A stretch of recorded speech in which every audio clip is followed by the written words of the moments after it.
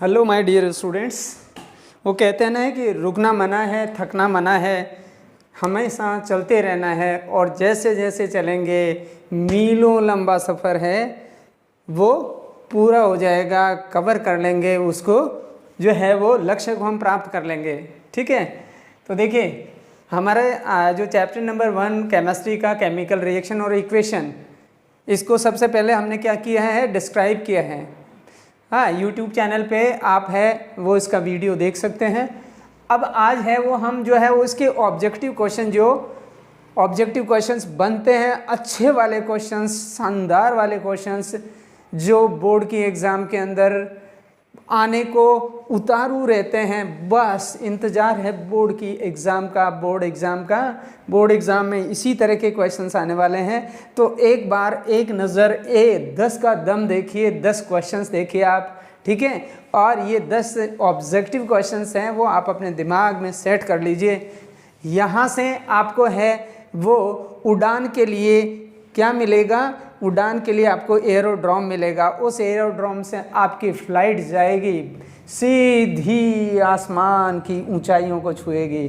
तो हमें आसमान की ऊंचाइयों को छूना है, अच्छे मार्क्स लाने हैं। ऑब्जेक्टिव क्वेश्चंस को भी है बहुत गौर से और बहुत ध्यान से करना है। इसी के साथ हम जो है वो स्टार्ट कर रहे हैं हमारा पहला पड़ाव, जिसमें कुछ ऑब्जेक्टिव क्वेश्चंस को हम डिस्कस करेंगे। और ये जो ऑब्जेक्टिव क्वेश्चंस हैं ये हमारे एग्ज़ाम के लिए है वो बहुत ही अमृत का काम करेंगे, बहुत ही बेहतरीन जो हैं वो आपके ऑब्जेक्टिव क्वेश्चंस हैं। देखिए पहला ऑब्जेक्टिव क्वेश्चन आप देखिए, आपके पहले ही चैप्टर से केमिकल रिएक्शन और इक्वेशन से आपका है कि मैग्नीशियम रिबन को हम सैंड पेपर से पहले साफ़ करते हैं। ठीक है, क्यों करते हैं साफ़, क्या कारण है कि उसको हम मैग्नीशियम जो है वो रिबन को है वो सैंड पेपर से साफ़ करते हैं। तो देखिए हमको क्या करना पड़ता है, क्या हम ऑक्साइड लेयर हटाना चाहते हैं, क्या हम सल्फाइड लेयर हटाना चाहते हैं, क्या हम कार्बोनेट लेयर हटाना चाहते हैं, या इनमें से कोई सी लेयर भी हम नहीं हटाना चाहते। तो बच्चों हम है वो ऑक्साइड लेयर को जो है वो रिमूव करना चाहते हैं। रीज़न क्या है, क्योंकि मैग्नीशियम जो एक ऐसा मेटल है जो हाईली रिएक्टिव मेटल है, और ये मैग्नीशियम धड़ाके से, हाँ धमाके के साथ है वो रिएक्ट करता है ऑक्सीजन से और मैग्नीशियम ऑक्साइड बना देता है। इसलिए हमें पहले जो है वो इसको है वो जलाने से पहले, ठीक है, हमें क्या करना पड़ता है, इसकी ऑक्साइड लेयर को रिमूव करना पड़ता है। तो ये पहला क्वेश्चन हो गया आपका। ठीक है, दिमाग में बिठा लीजिए। इसके बाद में आ जाइए आप है वो क्वेश्चन नंबर 2 में। क्वेश्चन नंबर 2 देखिए, बहुत इंपॉर्टेंट क्वेश्चन है कि जब आप लेड नाइट्रेट को देखिए PbNO3 ट्वाइस को जो है वो आप पोटेशियम आयोडाइड से रिएक्ट करवाते हैं। ठीक है, तो एक प्रेसिपिटेट बनता है, PPT बनता है। PPT का मतलब क्या होता है, प्रेसिपिटेट बनता है। अब आपको ये बताना है कि ये प्रेसिपिटेट आखिर कौन सा कंपाउंड होता है, ये which compound is this one. ठीक है, तो आपके सामने देखिए, क्या ये लेड नाइट्रेट का खुद का ही जो है वो एक कंपाउंड है, मतलब खुद ही होता है ये, नहीं।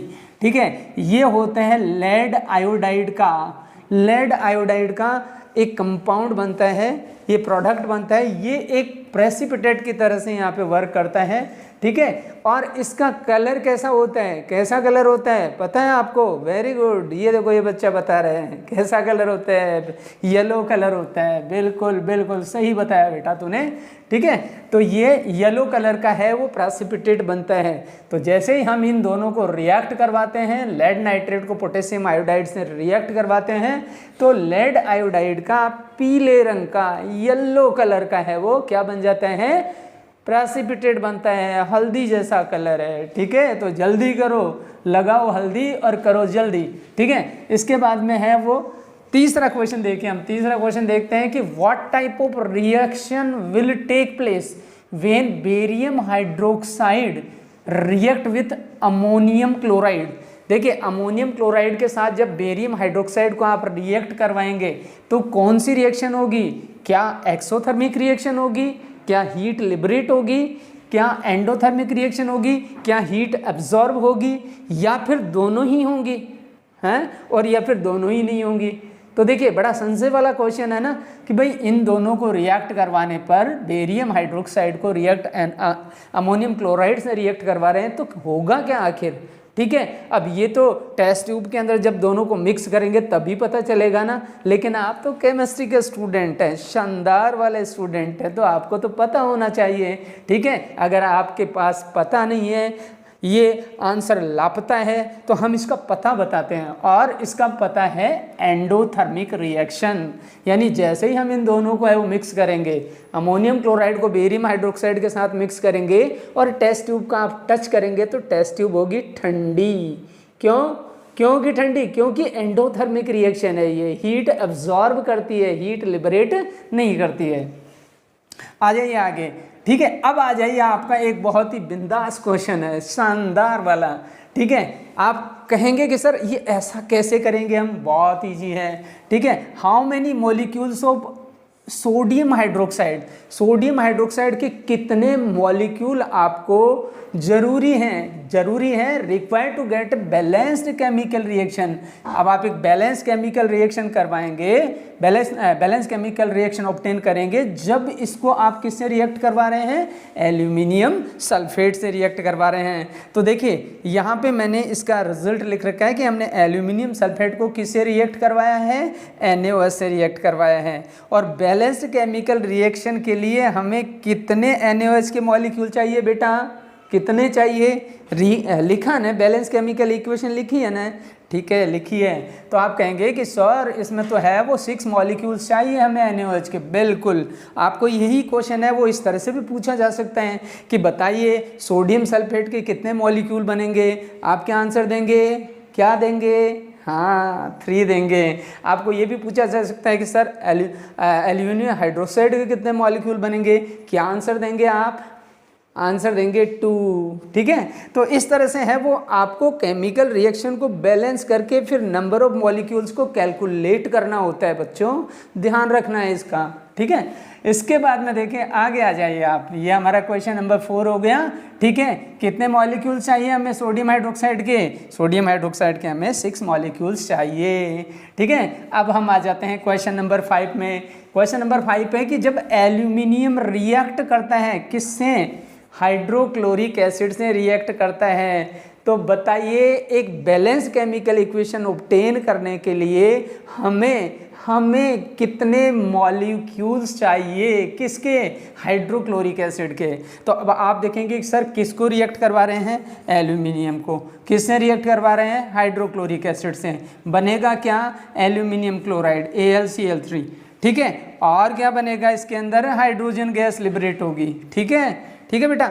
अब देखिए आपको, अब जैसे मान लीजिएगा कि आप है वो यहाँ पे एल्यूमिनियम, एक एल्यूमिनियम है, हाइड्रोजन, अब क्लोरीन कितने इसमें, 3 है। ठीक है, तो अब यहाँ पे अगर आप 3 लिख देते, यहाँ पे 6 लिखते हैं, अगर आप तो 6 लिखते हैं तो यहाँ पे आपको क्या लिखना पड़ेगा, 2 लिखना पड़ेगा। 2 3 जा 6 हो गया। हाइड्रोजन के कितने मॉलिक्यूल्स हैं, कितने एटम्स हैं, ये 6 हैं, तो इसको यहाँ 3 कर देंगे तो हाइड्रोजन के कितने मॉलिक्यूल्स की जरूरत पड़ेगी, 3 मॉलिक्यूल्स की, है ना। हाइड्रोजन के 3 मॉलिक्यूल्स बनेंगे और एल्यूमिनियम क्लोराइड के कितने मॉलिक्यूल बनेंगे, 2 मॉलिक्यूल। और देखिए यहाँ पे देखिए आपको है वो कितने मॉलिक्यूल्स की जरूरत पड़ेगी, बताइए। हाँ, 6 मॉलिक्यूल्स की ज़रूरत पड़ेगी। तो हमने कर दिया यहाँ पे कि हमें 6 मॉलिक्यूल HCl के ज़रूरी होंगे, है ना बेटा। अच्छा, अब आ जाइए, ठीक से समझ में आ रहा है ना, बिल्कुल ऐसे ही क्वेश्चंस आने वाले हैं। अब आप देखिए यहाँ पे क्वेश्चन नंबर 6 देखिए कि जब क्विक लाइम को रिएक्ट करवाते हैं वाटर से। अब आप कहेंगे कि सर क्विक लाइम क्या होता है, भाई हमें तो पता ही नहीं है क्विक लाइम क्या होता है, ये पता नहीं है कहाँ केमिस्ट्री में कहाँ से ऐसे जो है वो नाम आ जाते हैं इनके, क्विक लाइम है, स्लैक्ड लाइम है। तो देखो क्विक लाइम होता है बेटा कैल्शियम ऑक्साइड, किससे रिएक्ट करवा रहे हैं, वाटर से रिएक्ट करवा रहे हैं इसको। ठीक है, क्या बनेगा, कैल्शियम हाइड्रोक्साइड बन जाएगा। कैल्शियम हाइड्रोक्साइड बनेगा तो रिएक्शन कैसी होगी, देखिए इन दोनों ने क्या कर लिया, कॉम्बिनेशन कर लिया ना, जुड़ गए ना। एक कंपाउंड दूसरे कंपाउंड से क्या हो गया, अटैच हो गया।